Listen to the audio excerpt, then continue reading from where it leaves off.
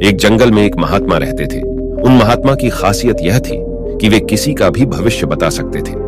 बड़े बड़े राजा भी उनकी बहुत इज्जत करते थे और उनके बताए हुए मार्ग पर चलते थे। उस जंगल के बीचों बीच से एक नदी गुजरती थी और उन महात्मा की कुटियां उसी नदी के किनारे पर थी। नदी के दोनों तरफ दो अलग अलग शक्तिशाली राजाओं के साम्राज्य थे। वे दोनों राजा भी उस महात्मा का बहुत सम्मान करते थे।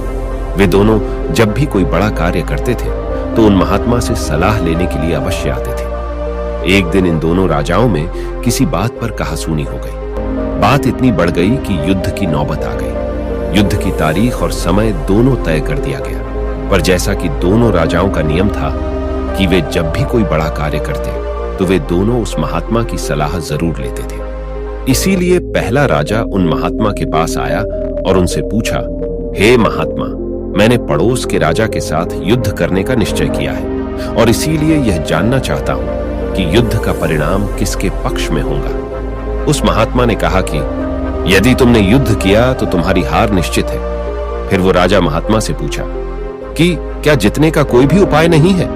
इस पर महात्मा ने कहा, नहीं, यदि युद्ध किया तो तुम्हारी हार निश्चित है। वह राजा बोला, हे महात्मा, अब तलवार म्यान से निकल चुकी है। अब युद्ध टलेगा तो नहीं, जो होगा देखा जाएगा। यह कहकर वह राजा वहां से चला गया और अपनी सेना से जी तोड़ मेहनत करने के लिए कहा। सभी सैनिक राजा की आज्ञा मानकर जी तोड़ मेहनत करने लगे। अगले दिन दूसरा राजा उन महात्मा के पास आया और उनसे पूछा, हे महात्मा, मैं पड़ोस के राजा के साथ युद्ध करने के लिए जा रहा हूं। इसीलिए मैं इस युद्ध का परिणाम जानना चाहता हूं कि युद्ध में कौन जीतेगा। महात्मा ने कहा कि निसंदेह जीत तुम्हारी होगी।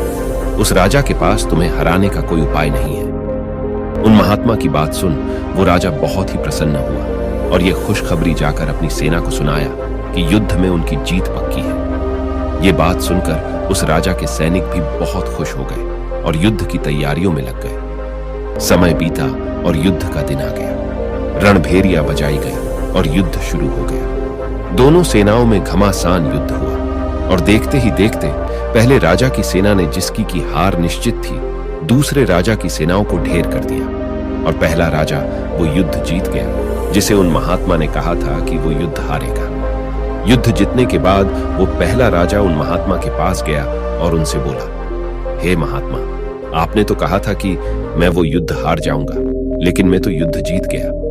आपकी भविष्यवाणी गलत कैसे निकली?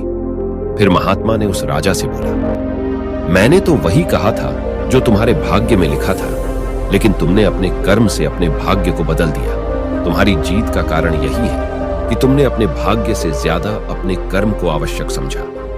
और उस दूसरे राजा ने अपना सब कुछ भाग्य पर छोड़ दिया। उसने अपने कर्म से ज्यादा अपने भाग्य को आवश्यक समझा और युद्ध की ओर से निश्चिंत हो गया, जिसके कारण आज तुम विजयी हो और वो तुम्हारा बंधक है। दोस्तों, यह बात सच है कि सब कुछ हमारे हाथ में नहीं होता, लेकिन यह भी सच है कि बहुत कुछ हमारे हाथ में होता है, लेकिन हम उसे भाग्य के भरोसे छोड़कर जीवन भर रोना रोते हैं। दोस्तों, जैसा कि लोग जानते हैं कि स्वस्थ कैसे रहा जा सकता है, लेकिन समय ना होने का बहाना बनाकर वे अपने अंदर बीमारियां पालते रहते हैं। और जब कोई गंभीर बीमारी हो जाती है तो वे लोग अपने भाग्य को दोष देना शुरू कर देते हैं। दोस्तों, अगर आज हम किसी भी समस्या में हैं, तो वे सिर्फ हमारे पुराने गलत कर्मों के कारण हैं।